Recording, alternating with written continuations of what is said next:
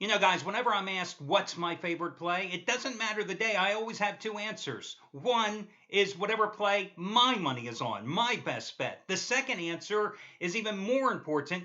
It's whoever happens to be the featured play at the site. That guy that I make the half price play of the day. Because inevitably, he's going to get 10 times more sales than me and anybody else at the site by nature because he's the half price play of the day. So yesterday, again, I went to the well with Scott Delaney, and he, of course, had the first ever 200 dime play of his career in college basketball, and it was on Duke. Well, you saw the first three quarters of that game last night.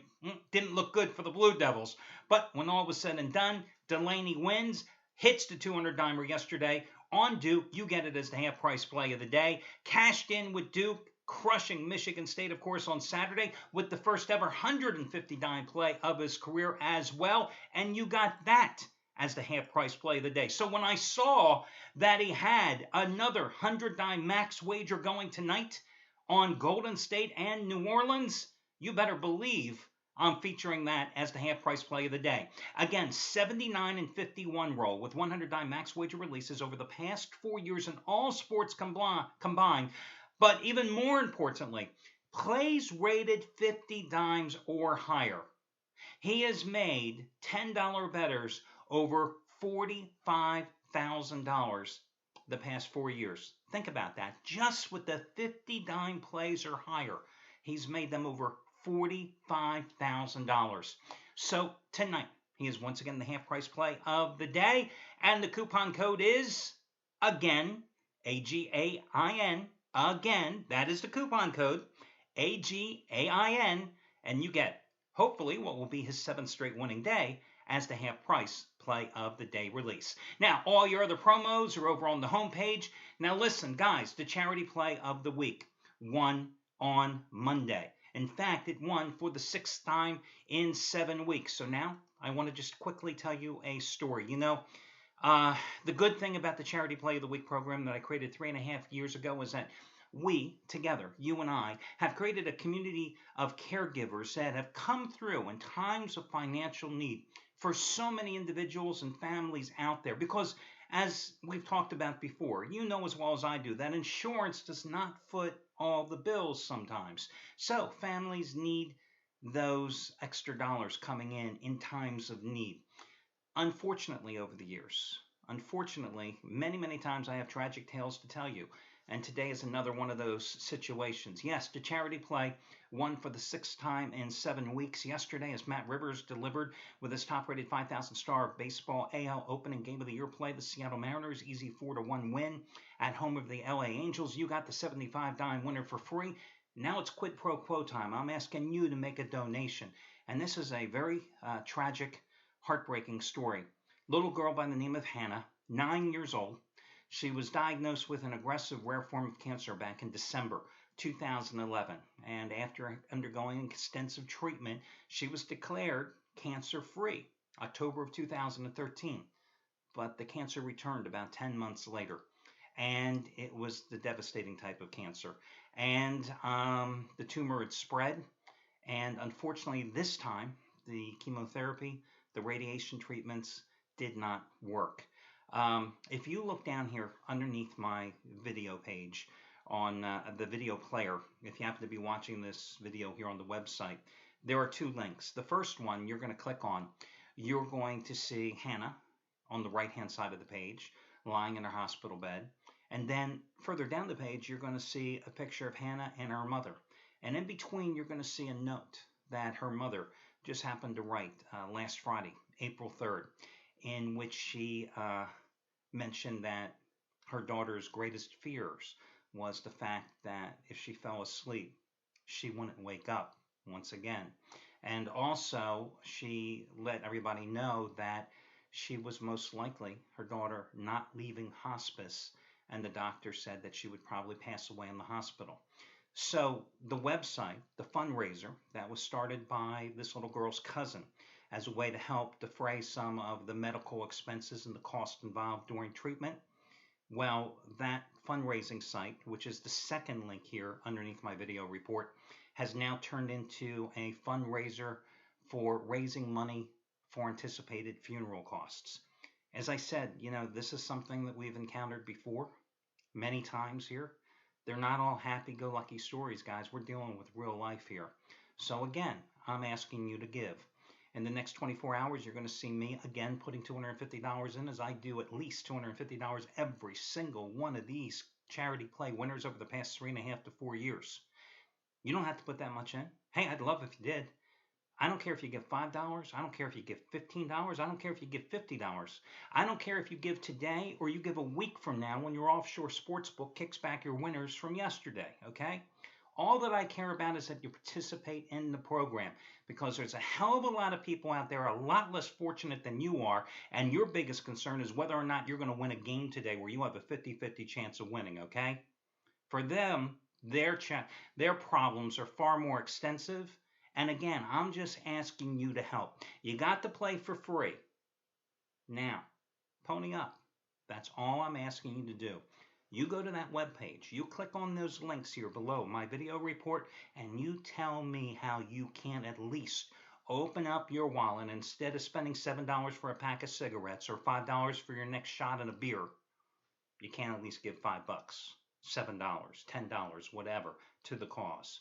That's all I'm asking you. Again, you don't have to match my contribution. I'm just asking you to participate, because that's what makes community caregivers.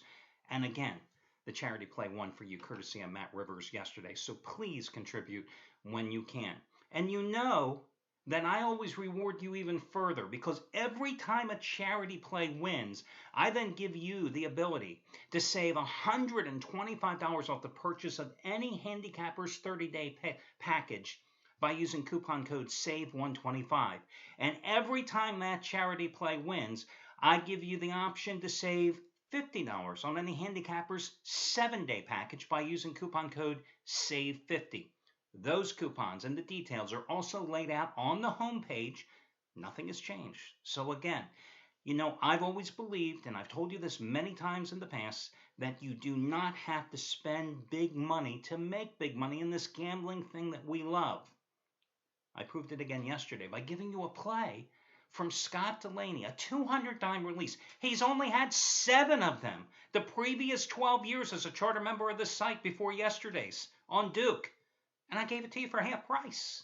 Now, those scumbags with those New York accents running the boiler room operations with those con men as salespeople that want to beat you up, and they want your firstborn, your next mortgage payment, and the lien on your car in order to give you a play that they claim is absolutely free, and then you find out it's not because they want thousands of dollars. If they had a play that was that strong, they'd be banging you over your head for $5,000 if they could squeeze it out of you. You got it for half price here. What did it cost you? Half price, what, $54, I think, right? I mean, that's what you paid for it yesterday. So again, you don't have to spend big money to make big money. I constantly save you money, and that's another reason I'm asking you to participate in the Charity Play of the Week program, especially this week, more so than probably others. All your other discounts, coupons, etc., including one from Gabriel DuPont, where you can look, Gabriel DuPont, 40-dime winner number 6 out of 7. Regular price is $99. You can get it for $19 today. $19 using coupon code GABE19. There's the $5 play of the day from Jeff Benton. 50-dime winner number 8 out of 10. It's all over on the homepage. So do yourself a favor and check it out after watching the rest of the video report, of course. Now, let's get to your complimentary plays. I told you I didn't really know which way to go on that Wisconsin-Duke game yesterday. And frankly, since I'm a guy who's lost 7 straight days, my opinion on who was going to win Wisconsin and Duke last night really was inconsequential. So my play on the Badgers meant absolutely nothing. That's the bottom line. Listen, let me talk about an NBA and a baseball play for you this evening. In the NBA, the San Antonio Spurs are a 6-point favorite at Oklahoma City. The Spurs, this is not a meaningless game for them, okay? They are still seeking the home court edge in the first round of the playoffs. They're on the outside looking in right now. Top 4 seeds in the West are going to get the home court advantage in the first round, while the Spurs are banging on the door thanks to an incredible run, but they haven't quite gotten there yet. They're coming off a 107-92 home rout of the Golden State Warriors a couple days ago. That was only the second time that the NBA's highest scoring team, a team averaging 109 points a game, was held under the century mark just the second time in 23 games. Yet that's what the Spurs did defensively. Now, they beat up the Thunder 130-91.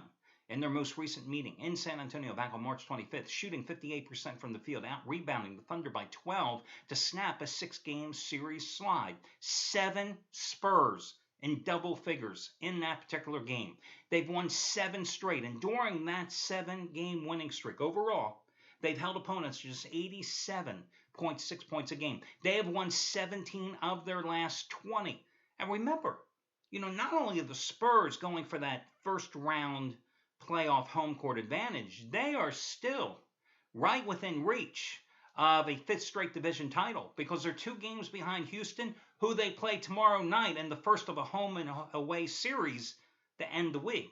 Meanwhile, the Thunder are coming off a 115-112 home loss to those same Rockets on Sunday. They lost 3 in a row, 5 of their last 6, both straight up and against the spread. Listen, Russell Westbrook has just been phenomenal since Kevin Durant has gone out. I mean, in 22 games since KD went out with the foot injury for the season, he's only averaged almost 31 points, a little over 10.5 assists, and 9 rebounds a game. But what do you want from this guy? He has averaged over 40 minutes a game the last 5. They don't have Durant, they don't have Roberson, they don't have Ibaka, and they don't have a chance here tonight because the way the Spurs are playing right now, granted, Greg Popovich could decide tonight, hey, I'm going to give Tony Parker the night off. And Quali, Leonard, you take a seat as well because, hey, you're coming off that career high against the Warriors with 26 points. You've averaged 19 points a game in your last 19 games. You need a rest too. Tim Duncan, hey, watch from the sidelines. You never know with Popovich what's going to happen. But I think San Antonio minus the points is a pretty darn good play here. Now in baseball tonight, the Seattle Mariners, who, again, Matt Rivers gave you a free winner on Seattle yesterday as the charity play of the week. Today, second game at home against the LA Angels. James Paxton going for Seattle. C.J. Wilson going for the Angels. Paxton, 9-4 in 17 starts the past 2 years with a 2.66 ERA. But break those starts down further, okay? 4 of those starts come against the Angels. In those 4 outings, a 2.59 earned run average with 25 strikeouts and 24 in a third innings. He is 5-0 with a 1.69 ERA in 7 lifetime starts over the past 2 seasons at Safeco Field. And the Mariners have won 6 of those 7 starts. Did he have a good spring? Absolutely no. Got off to a delayed start, had a bruised forearm when he suffered a fall early in spring. He was rocked in his last start, okay? Giving up 10 hits and 8 runs against the White Sox in 3 1/3 innings. But let me just remind you that Felix Hernandez, who yesterday silenced these Angels out hit in the game 10-4, scored just 1 run, losing 4-1. Well, King Felix Hernandez, he had a lousy spring trading as well. Really hurt him against the Angels yesterday, okay? C.J. Wilson. What can I say about C.J. Wilson? I mean, last year, down the stretch, he was like a go-against pitcher. His final 16 starts a year ago, his earned run average was 6.04. And then look at his home-road splits. This is just so critical when you're gambling and handicapping baseball. So, at home last year, C.J. Wilson, 9-2, 15 home starts, respectable 3.82 earned run average. On the road, made 16 starts, 4-8 record. But the number that is the most concerned, 5.31 earned run average, 131 base runners in 81.1 innings. Every time he threw a pitch, he had to look over his shoulder because the guy was on second base, it seems, okay? And this wasn't a one-year trend because if you go back to 2013, when he had 19 road starts, his earned run average was 4.13 on the road versus 2.55 at the Big A, and he had 173 base runners allowed and 113 innings. Tells you a couple of things. 1, his fastball isn't what it once was. 2, he's not getting a lot of ground balls, okay, and getting those double plays, which are erasing those base runners, because otherwise he'd have a hell of a lot lower earned run average. Seattle took the opener yesterday. I like them again today at the cheap price, minus $1.25 with Paxton on the hill. That's your second complimentary play.